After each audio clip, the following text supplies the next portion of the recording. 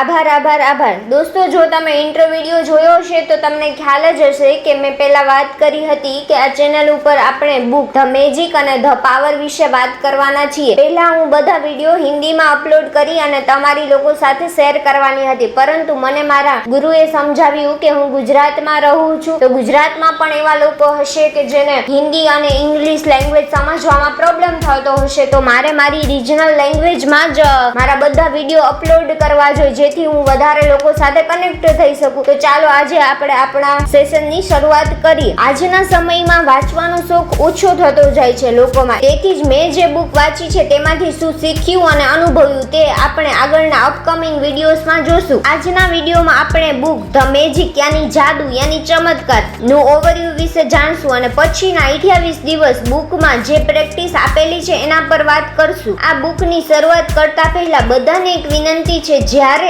આ બુકની શરૂઆત કરો ત્યારે કન્ટિન્યુઅસ જ પ્રેક્ટિસ રાખશો તો જ એનો અનુભવ કરી શકશો. મેં પણ આ વસ્તુનો અનુભવ વર્કશોપમાં કર્યો અને આ બુકને લાઈફમાં કઈ રીતે એપ્લાય કરવી એ શીખ્યું. ઘણીવાર આપણે બુક્સ વાંચી લેતા હોય છે, પરંતુ તેમાંથી શીખીએ એ આપણી જિંદગીમાં અપ્લાય નથી કરતા. Knowledge is not key to success, implementation of the knowledge is key to success. Means કે જ્ઞાન મળી જવાથી કઈ સફળતા નથી મળતી, પરંતુ એ જ્ઞાનને આપણી જિંદગીમાં અમલ કરવાથી આપણે સફળતા મળે છે. આ બુક જ્યારે મેં ખરીદી ત્યારથી જ મારા જીવનમાં ચમત્કાર થવાના શરૂ થઈ ગયા હતા. મારો પોતાનો એક અનુભવ છે કે એક ફ્રેન્ડ સાથે જ્યારે મારો સાવ રિલેશન બ્રેક થઈ ગયો હતો અને આ બુક જ્યારે મારા હાથમાં આવી એના ફક્ત 2 કલાકમાં એનો કોલ આવ્યો અને એને મને સોરી કીધું એના ખરાબ બિહેવિયર માટે. તમારી લાઈફમાં પણ તમે એ જ જોઈ શકશો, પરંતુ શરત એટલી જ છે કે શું તમે ચમત્કાર યાની જાદુ યાની મેજિકમાં માનો છો? તો એ જરૂર થશે, અને જો તેનો જવાબ ના હોય તો નહીં થાય. આ કોઈ પેલું બ્લેક મેજિક એ ટાઈપનું જાદુ નથી. આ સાયન્ટિફિક રીતે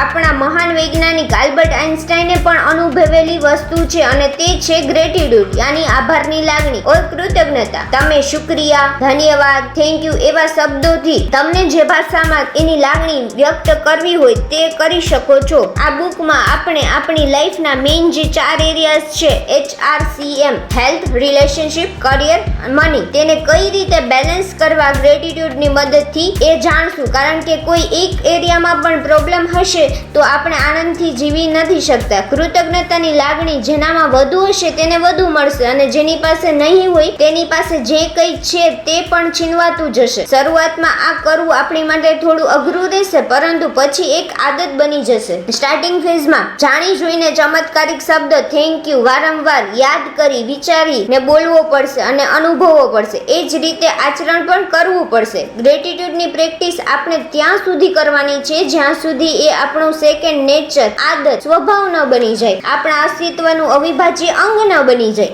28 દિવસની પ્રેક્ટિસ પછી તમે ખુદ જોશો કે તમારા મગજનું આખું પ્રોગ્રામિંગ બદલાઈ ગયું હશે.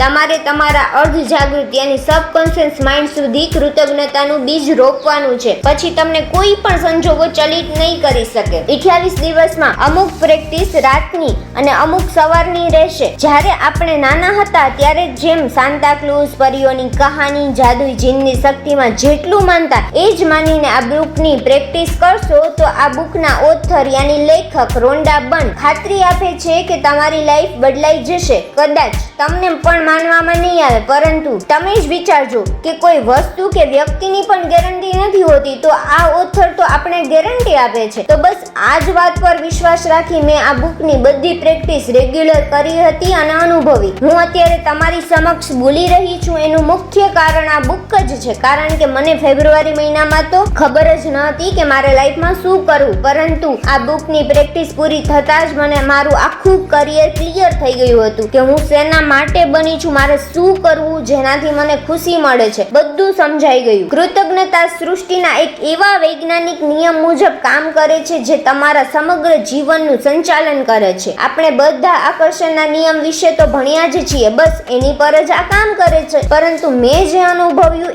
એ છે કે આ નિયમની સાથે લો ઓફ વાઇબ્રેશન, એટલે જો તમે અનુભવી શકો તો જ આને ટકાવી રાખશો, બાકી તો વસ્તુ આવીને પણ જતી રહેશે લાઈફમાંથી. તમે સાંભળ્યું જ હશે, સમાન સમાનને આકર્ષિત કરે છે, બ્યુટી એટ્રેક્ટ્સ બ્યુટી. બસ આ બધા સાથે જ આ પણ જોડાયેલું છે. તમે ખુદ જ આ ગ્રેટિટ્યુડની શક્તિનો સ્ત્રોત છો.